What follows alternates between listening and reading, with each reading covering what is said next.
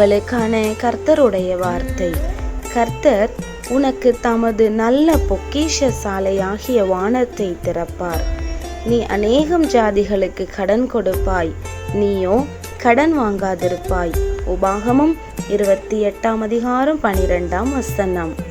இன்று கர்த்தர் உங்களுக்கு கொடுத்த இந்த வசனத்தின்படியே தேவ பிள்ளைகளே, அநேகருக்கு கொடுக்கிறவர்களாய் உங்களை தேவன் மாற்றப் போகிறார்.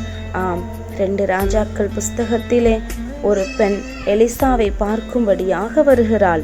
அவள் வந்து, என்னுடைய கணவன் இறந்து போனான், அவன் வாங்கின கடனின் நிமித்தமாய் கடன் கொடுத்தவர்கள் என் 2 குமாரர்களையும் அடிமைகளாக்கி கொள்ள பார்க்கிறார்கள் என்று வேதனையோடு தீர்க்கதரிசனிடத்திலே சொல்லுகிறாள். எலிசா தீர்க்கதரிசியோ, உன் வீட்டில் இருக்கிறது என்ன என்று அவளிடத்திலே கேட்கிறான். அவள் தன்னிடத்தில் இருக்கிறதான எண்ணெயை தீர்க்கதரிசனிடத்திலே கூறுகிறாள். உடனே எலிசா தீர்க்கதரிசி, அநேக பாத்திரங்களை வாங்கி வந்து உன்னிடத்தில் இருக்கிற அந்த எண்ணெயை அதில் ஊற்றி நிரப்பி நீ கடன் அடைத்துக்கொள் என்று தீர்க்கதரிசி அவளிடத்திலே கூறுகிறார்.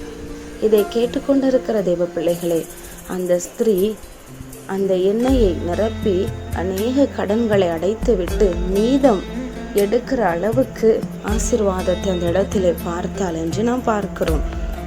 உங்களுடைய வாழ்க்கையிலும் ஒருவேளை நீங்கள் கடன்பட்டவர்களாய் இருக்கலாம். உங்களுக்கு தேவன் இன்று வாக்கு கொடுத்திருக்கிறார். உங்களுடைய எல்லா கடன்களையும் தேவன் சீக்கிரத்திலே அடைத்து அநேகருக்கு கொடுக்கிறவர்களாய் உங்களுக்கு மீதம் எடுக்கிற அளவுக்கு ஆசீர்வாதத்தை தேவன் வானத்தின் பொக்கிஷ சாலையை உங்களுக்காக திறந்து உங்களை ஆசீர்வாதமாய் மேன்மையாய் வைக்கப் போகிறார். ஆம், நிச்சயமாய் நீங்கள் மற்றவர்களுக்கு கொடுக்கிறவர்களாய் தேவன் மாற்றப் போகிறார்.